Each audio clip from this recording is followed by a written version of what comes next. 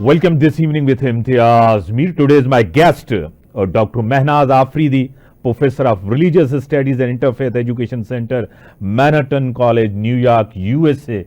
I welcome you in my talk show. It's a pleasure to have you on my show. Thank you so much. Thank you so much, Mr. Imtiaz. There are a lot of things, there are a lot of happenings in the world. You know, rise of Islamophobia affected a Muslim Americans' participation in USA politics. What would you say? Well, I mean, we've had the rise of Islamophobia for a long time, but especially after, 9/11 and then Muslim ban, and then we have it after October 7th, unfortunately. There are a lot of people on all sides that don't understand what Islam is. They still see it as a terrorist religion. They see images of the extremist groups all over the world, but they don't see ordinary people, ordinary lives, people who are charitable, people who are giving, who are trying to make peace on the ground. So unfortunately, that has always been the case. In terms of the U.S. politics, I think that Muslim Americans are feeling as if they are not being heard. And I think that's the problem with the Muslim politics. In America, there are two parties, the Democrats and Republicans. Democrats prioritize gender equality, while Republicans often emphasize the tradition, values, and limited government intervention. Yeah, I think Republicans are running on their family Christian values in a way where they are saying that people who are for pro-choice or for rights for women are destroying the nation of reproductive system. So it's both a religious argument, but it's also a way to sway the population in terms of the votes. So I think the Democrats have always been about women's rights. If you look at the civil rights movement in the United States in the 1960s, that was driven by Martin Luther King, but also by women and people of minority standing in this country.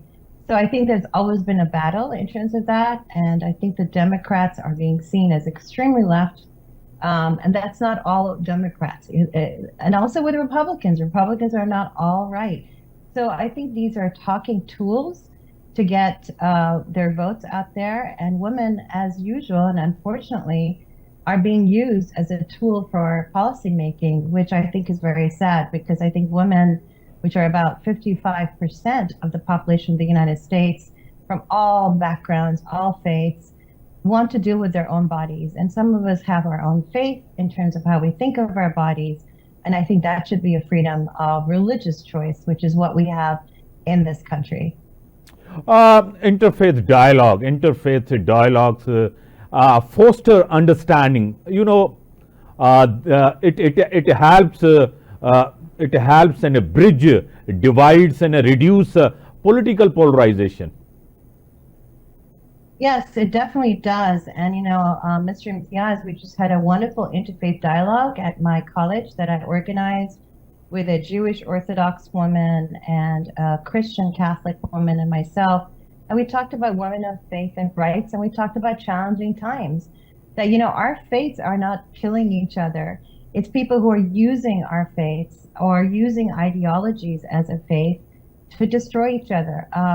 And on Monday, for October 7th, there is an interfaith prayer on our campus where I will say a Muslim prayer, and there will be a Jew who will say a Jewish prayer, and then the campus ministry will say a prayer. And we are going to pray for peace. We're not going to pray for anything else, but we're going to pray for all the victims of Gaza, as well as Lebanon, as well as Israel. So we really believe, in terms of interfaith dialogue, that human life is a value that God has given all of us. And God has made us different to understand each other and not to fight with one another, but to pray with one another. From a Christian perspective, I was just reading something where you are supposed to forgive even the enemy in terms of their hostility towards you. And also, I know that Prophet Muhammad also did the same thing when he was fighting with people and trying to align people. He would say that it is better to give up and to not fight with anyone and to not to take anyone's life. So I think interfaith dialogue and these examples really help us see through the muck of politics. It helps us see our own humanity and reflect on what this means for all of us. Dr. Mehnaz, religious diversity, impact in American politics, in an American government decision making and a political discourse? Yeah, I mean, it's interesting, but Jews and Muslims are minority in the United States, but it seems like we are controlling everything, which we're not. The majority of Americans are still Christians, but we are also being used as, minority votes in terms of talking about this as being a religious election. It is not. It is an election, and it should be an election about social values, but also about our economy, about immigration, about so many issues that we are having in the United States, especially inflation. I think I would always vote for the practical outcomes because I have a family, I have a growing family, I have a future, I have an economy in my life, but I also will vote for social values. So religious diversity does play into it, but it doesn't play into it as much as the politicians want us to think about it. I really appreciate you. Thank you for giving time. I thank you for your valuable and insightful perspective. I really appreciate you.